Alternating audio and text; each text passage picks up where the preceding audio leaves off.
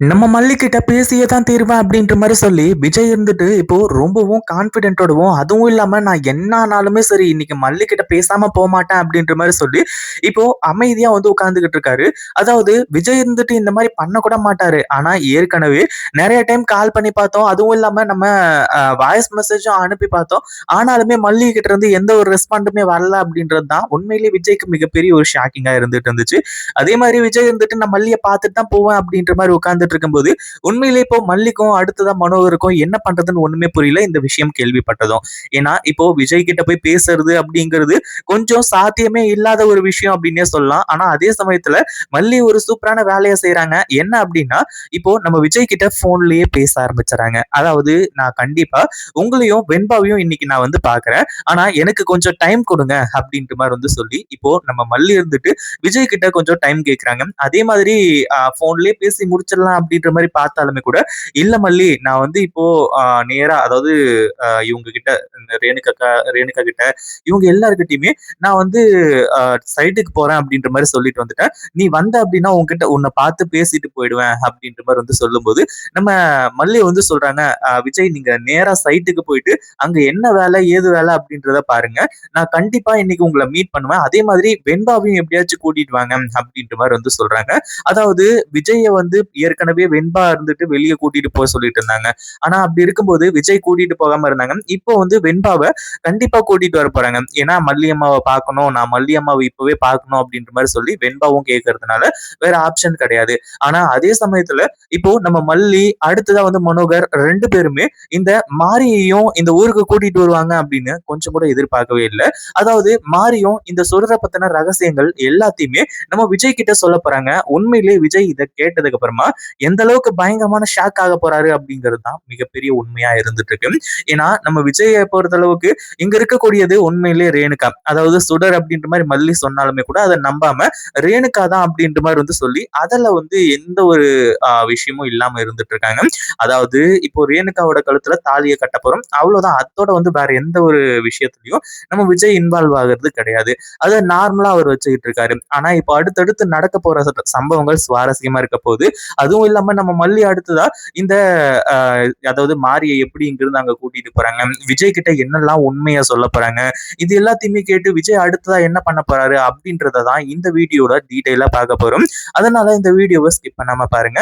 அதே மாதிரி இந்த மாதிரிலாம் நடக்குமா அப்படின்ற மாரி வந்து உங்களுக்குள்ள கேள்வி இருக்கும் அப்படின்றது தெரியுது. அதாவது இந்த மாரி நடக்கும் அப்படின்றது அதாவது இது ஒரு யூகம் தான். ஆனா அதே சமயத்துல இப்படியெல்லாம் நடந்தா எப்படி இருக்கும் அப்படின்றத மறக்காம கீழ கமெண்ட் பண்ணுங்க. அதே மாதிரி உங்க போன்ல இப்ப எவ்வளவு சார்ஜ் இருக்கு அப்படின்றதையும் மறக்காம கமெண்ட் பண்ணிடுங்க. இப்ப என்ன ஆச்சு அப்படின்னா, ஒரு பக்கம் நம்ம மல்லி கிட்ட வந்து பேசியே தான் தீருவேன் அப்படின்ற மாரி சொல்லிட்டு இருந்ததுக்கு அப்புறமா, மல்லிக்கு வேற ஆப்ஷனே கிடையாது. ஏன்னா இவங்க எல்லாருமே பொய் சொல்றாங்க.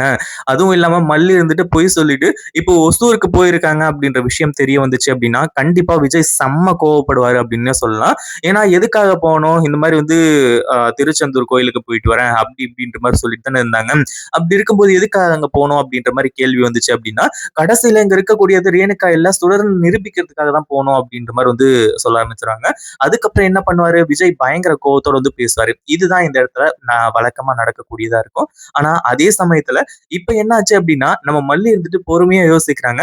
விஜய் கிட்ட நம்ம எல்லா உண்மையுமே சொல்லி தான் ஆகணும். அதே மாதிரி இந்த மாரிய வச்சு தான் நம்ம எல்லா விஷயத்தையும் மூவ் பண்ணணும். விஜய் கிட்ட போயிட்டு இங்க இருக்கக்கூடியது உண்மையான ரேணுகா இல்ல, சுடர் தான் அப்படின்ற மாரி வந்து சொன்னாலும், கண்டிப்பா வந்து விஜய் நம்ப மாட்டாரு. ஆனா மாரியே சொன்னா கண்டிப்பா நம்புவாரு அப்படின்ற மாரி வந்து சொல்லி, இப்போ விஜய் கிட்ட எல்லா உண்மையுமே சொல்லணும்னு நினைக்கிறாங்க. அதாவது நம்ம ஆ இவங்க அதாவது மனோகரும், மல்லியும் வந்து இப்ப கார்ல தான் போயிருக்காங்க இல்லையா? நேரா போலீஸ் ஸ்டேஷனுக்கு போயிட்டு, போலீஸ் ஸ்டேஷன்ல லாக்அப்ல இருக்கக்கூடிய மாரிகிட்ட எல்லாத்தையுமே டீட்டெயிலா சொல்றாங்க. நீ அதாவது எவ்வளவோ தப்பு பண்ணியிருக்கலாம். இப்போ நீ திருந்தி வாழ்றதுக்கு ஒரு சான்ஸ் வந்து குடுக்குறேன். அதே மாதிரி உன் மேல இருக்கக்கூடிய எல்லா கேஸையுமே போலீஸ்ல இருந்து நான் வந்து எடுக்க சொல்லிடுறேன். அப்படின்ற மாரி வந்து சொல்லி, நம்ம மல்லி இருந்துட்டு இந்த ஒரு விஷயத்த பத்தி பேசும்போது, மாரிக்கு வேற ஆப்ஷன் கிடையாது. ஏன்னா இதுக்கப்புறம் எந்த ஒரு தொழிலும் பண்ண முடியாது. ஜெயிலுக்கு போனா பெர்மனன்ட்டா ஜெயிலுக்கு போய் தான் ஆகணும். ஒரு பக்கம் இந்த மாரியோட பொண்டாட்டி, புள்ளைங்க இவங்க எல்லாருமே வந்து இங்க வந்து பயங்கரமா கதறிட்டு இருக்காங்க. அதுக்கப்புறம் தான் நம்ம மல்லி சொல்ற ஐடியா இவங்களுக்கு வந்து சரியா பட்டுச்சு. அதுக்கப்புறம் தான் வந்து சரிங்க மேடம், நீங்க சொல்ற மாரி நான் பண்றேன். அதே மாதிரி சுடர் யாரு, என்ன, ஏது அப்படின்ற எல்லா டீட்டெயிலுமே நான் கண்டிப்பா வந்து நீங்க எங்க சொல்ல சொன்னாலும் நான் சொல்றேன் அப்படின்ற மாரி வந்து சொல்லி ஒத்துக்கிறாங்க. அடுத்ததா மனோகரும், மல்லியும் வந்துட்டு இந்த மாரிய வந்து கூப்பிட்டுட்டு நேரா வந்து இப்ப சென்னைக்கு கிளம்பி வந்துட்டு இருக்காங்க. அதே மாதிரி இங்க நம்ம விஜய் இருந்துட்டு மல்லிய பார்க்கறதுக்கு அவ்ளோ ஆவலா வெயிட் பண்ணிட்டு இருக்காங்க. ஆனா அடுத்தடுத்து அவருக்கு நெறைய வேலைகள் இருக்கு.